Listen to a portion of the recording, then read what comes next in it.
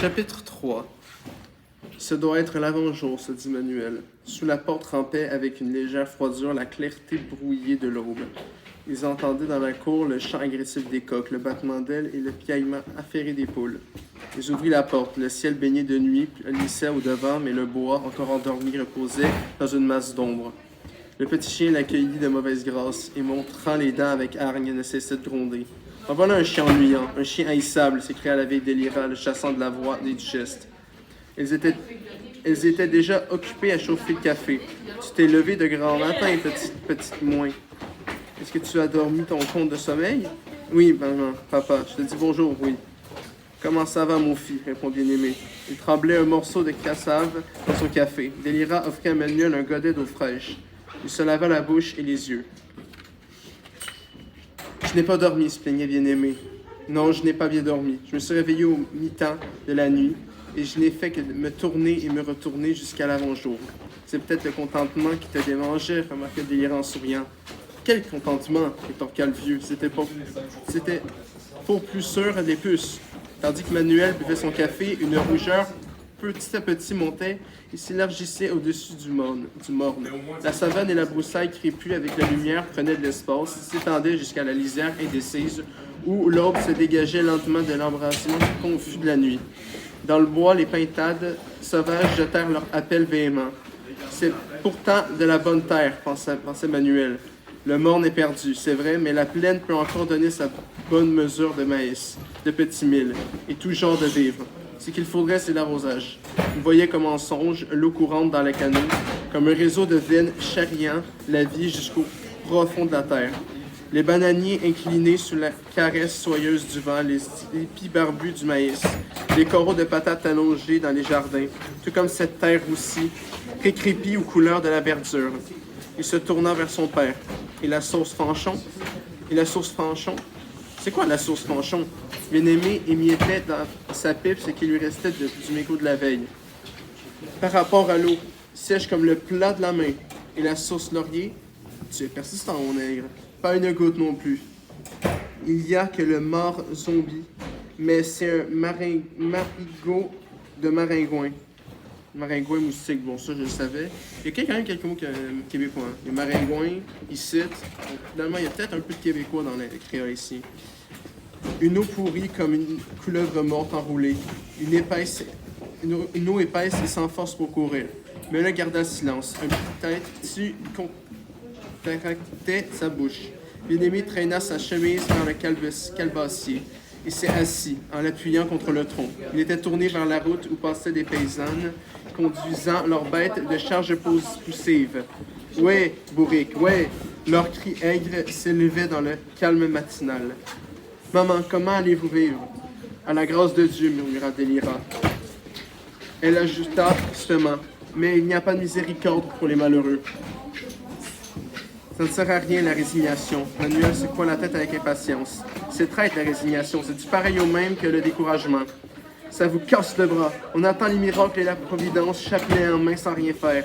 On prie pour la pluie, on prie pour les récoltes, on dit les oraisons des saints et des loas, dignité haïtienne. Mais la providence, laisse-moi dire, c'est le propre vouloir du nez, de ne pas accepter le malheur, de dompter chaque jour la mauvaise volonté de la terre, de soumettre le caprice de l'eau à ses besoins, alors la terre l'appelle. Cher maître, et l'eau l'appelle. Cher maître, et il n'y a d'autre providence que son travail d'habitant sérieux, d'autres miracles que le fruit de ses mains. Délira le regarda avec une tendresse inquiète. Tu as la langue habile et tu as voyagé dans les pays étrangers. Tu as appris des choses qui dépassent mon entendement. Je ne suis qu'une pauvre négresse sotte. Mais tu ne te rends pas justice au bon Dieu. C'est lui, Seigneur de toutes choses. Il tient dans ses mains le changement des saisons. Il le plie de la pluie et la vie des créatures. C'est lui qui donne la lumière au soleil et qui allume les chandelles des étoiles. Il souffle sur le jour et il fait grand nuit. Il dirige les esprits des sources de la mer et des arbres. Papa Loco, dit-il. Maître Agoué, il dit. Vous m'entendez? Et Loco Tissou répond que ta volonté soit faite. Et Agoueta Oyo répond Amen. Papa Loco, dieu de la végétation dans le panthéon vaudou. Il est le chef des temples vaudous. Maître Agoué, dieu de la mer. C'est le patron des pêcheurs et des marins. Il y a longtemps que je ne les avais plus entendus, maman. Manuel souriait Et délira décontenancé soupira. Aïe, mon fils, c'est que la vérité, oui. Il faisait maintenant grand jour, le soleil d'un rouge colérique embrasait la crête des mornes. Les horizons s'avivèrent d'une lumière crue et les champs apparurent dans leur pleine nudité. Dans la savane, les bœufs harcelés par les thons muguèrent longuement. La fumée des boucans de chardonnay flottait au-dessus des vaillandes. Manuel alla chercher sa machette. Je vais faire un tour dans le pays, maman. Et de quel côté? Par là. Il fit un geste vague vers les collines. Je vais t'espérer. Ne muse pas trop en chemin, mon fils. Le regardant se diriger vers le roi bien-aimé grommela. Il n'est pas arrivé qu'il se met déjà à vagabonder. Manuel traversait le bois encore assombri et les branchages se penchaient sur le sentier bordé de cactus. Mais il se rappelait, après des détours et des croisements, le chemin débouchait vers le vallon resserré où bien-aimé avait autrefois défriché un morceau de terre à coton. Et puis par l'échancrure du monde, il montait jusqu'à la source. Il déboucha une compagnie de pintades et s'envola bruyamment à travers un fourré de campachiers. Je pourrais essayer d'en prendre à l'éperlin, mais les pintades, ça a plus de ruse que la tourelle et l'orlotan. Il se sentait plein d'allégresse, malgré la pensée obstinée qui l'hantait. Il avait envie de chanter un salut aux arbres. Plantes. Ah, mes plantes, je vous dis. Honneur, vous me répondez. Respect pour que je puisse entrer. Vous êtes ma maison, vous êtes mon pays. Plante, je dis. Liane de mes bois, je suis planté dans cette terre, je suis lié à cette terre. Plante aux plantes, je vous dis. Honneur, répondez-moi. Respect pour que je puisse passer. Il avait repris ce pas allongé et presque néglige, mais il y a bonne allure des nègres de la plaine, dégageant parfois sa route d'un coup de machette rapide, et il chantonnait encore lorsqu'il arriva à une clairière. Un habitant y dressait sa meule de charbon. C'était un nègre épais et comme foulé sous le pion. Ses mains énormes pendaient au bout de ses bras ainsi que des paquets de racines. Ses cheveux lui descendaient sur le front buté par petits buissons enroulés et clairsemés. Manuel le salua, mais l'autre, sans répondre, le regardait. Sous l'avancée des sourcils, son regard bougeait comme un animal méfiant dans un terrier embourrassé. À la fin, il dit « Tu es le nègre qui est retourné guerre de Cuba? C'est moi-même. Tu es le garçon de bien-aimé? C'est moi-même. » Le regard aminci, jusqu'à n'être plus qu'un escabrille brûlante, l'habitant dévisagea Manuel, puis avec une lenteur calculée, il tourna la tête, cracha et se remit à sa meule. Manuel se débattait entre la surprise et la rage. Encore une seconde de ce voile rouge sur les yeux et il aurait rencontré à l'inconnu son insolence à coups de plate machette sur le crâne, mais il se domina. Il poursuivit son chemin, remanchant sa colère et son malaise. El hijo de puta. Bon, c'est le fils de putain. Bon, on sait tous ce que ça veut dire. Le fils de pute. Mais que se passe-t-il? Il se rappelait le brusque changement d'attitude d'Anaïs. Il y a quelques jours de pas clair dans tout ça. Quelque chose n'est pas clair dans tout ça. Le vallon s'étendait au pied du morne. Les eaux dévalant des hautes l'avaient raviné, et par la pente, sa terre dévalée avait été se perdre au loin. Les os des pierres perçaient sa peau maigre et les cadaches, qui sont parmi les plantes des araignées toutes venues de piquant, l'avaient envahi. Manuel, pris par le flanc du morne, il montait dans la flambée du soleil. Il ne jeta qu'un coup d'œil vers la plaine, sa couleur de maladie, le crin grisâtre de ses vaillandes. La ravine délouant au soleil la longue coulée de ses galets. Il tourna dans le sentier qui de biais redescendit vers la feuille où autrefois coulait la source Fanchon. Les dalles de pierre lissées par l'eau sonnèrent sous ses pas. Il les avait connues veinées de mousse humide. Il se rappela l'eau pure, sa phrase longuement dégorgée, sans commencement ni fin, et le souffle du vent déchiré par les appels d'air comme un linge mouillé. Elle sortait de loin, la source songeait. Manuel. Elle venait de rein même du morne, cheminant secrètement, filtrant avec patience dans le noir pour apparaître enfin dans la brèche de la colline, débarrassée de limons, fraîche et claire comme un regard d'aveugle. Il n'en restait qu'une cicatrice de gravier et de chien-dent. Et plus loin, là où commençait le plat du vallon, des blocs de roche ayant roulé du monde reposaient autour de sabliers ainsi qu'un bétail paisible. Ils avaient voulu se rendre compte. Eh bien, ils savaient maintenant. Et pour la source Laurier, ça devait être pareil. Un trou de boucaillé, et c'était tout. Alors, est-ce qu'il fallait se résigner à dépérir lentement, à s'enfoncer sans remède dans le mouvant de la misère et dire à la terre adieu, je renonce? Non. Derrière les mornes, il y avait d'autres mornes. Et que le tonnerre l'écrase s'il ne fouillait les veines de leur ravin avec ses propres ongles, jusqu'à trouver l'eau, jusqu'à sentir sa langue humide sur la main. Compère, tu n'as pas vu une jument rouge dans ces parages? C'était la voix de l'oreiller. La maudite a cassé sa corde, descendit pesamment la pente vers Manuel. Comme quoi, tu refais connaissance avec le pays, frère. Entendre et voir, ça fait deux, répondit Manuel. C'est pourquoi je suis venu ici ce grand matin. Je me disais dans ma tête, je me disais comme ça. Peut-être qu'il reste un petit filet caché. Ça arrive parfois que l'eau se perde dans la passoire du sable et puis elle s'égoutte jusqu'à rencontrer le dur et mange le chemin dans le fond de la terre. Il détacha avec sa manchette une motte durcie, la cassa contre une pierre. Elle était pleine de brindilles et de détritus de racines desséchées qui s'écrasaient sous les doigts. Regarde, il n'y a plus rien, l'eau est tarie depuis les entrailles du monde.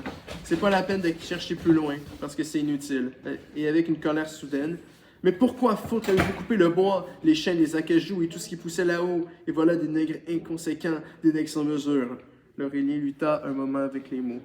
Que veux-tu, frère? On a éclairci pour le bois neuf, on a coupé pour la charpente et le fêtage des cases, on refait les entourages des jardins, on ne savait pas nous-mêmes. L'ignorance et le besoin marchent ensemble, pas vrai?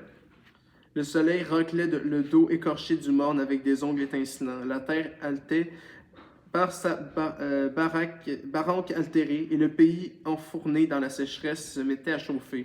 Il se fait tard, dit l'Aurélien. Ma jument est à courir par là. Elle est en chaleur. Et j'ai peur que la salope se fasse couvrir par l'alezan bancal de compère Dorismond. Hey, je m'attendais pas à ce qu'il y ait autant de mots de même. C'est divertissant. Ils grimpèrent ensemble la pente. Est-ce que tu viendrais demain, si Dieu veut, à la gaguerre, où ont lieu les combats de coqs? Si l'idée m'en dit, fit Manuel. Il n'était préoccupé que d'une chose et ils en tiraient de l'irritation. L'Aurélien le sentit confusément et garda le silence. Arrivé à l'endroit où le sentier s'embâchait, avec la montée et la descente, Manuel s'écria. L'Aurélien, dit-il, je te parle franc, mon compère, écoute-moi, je t'en prie, écoute-moi bien. Cette question de l'eau, c'est la vie ou la mort pour nous, la salvation ou la perdition. J'ai passé une partie de la nuit les yeux clairs, j'étais sans sommeil et sans repos à force de réflexion. Manuel, je calculais, comment sortir de cette misère? Plus j'imaginais la chose dans ma tête, plus je voyais qu'il n'y avait qu'un chemin et tout droit. Tu vois encore un mot québécois, drette. Donc là, on a ici, drette, et merde, j'en ai plus d'autres, mais c'est les mouches, là. Les maringouins, voilà. On a maringouin, drette et ici. Donc c'est quand même québécois, il y a quelques trucs québécois.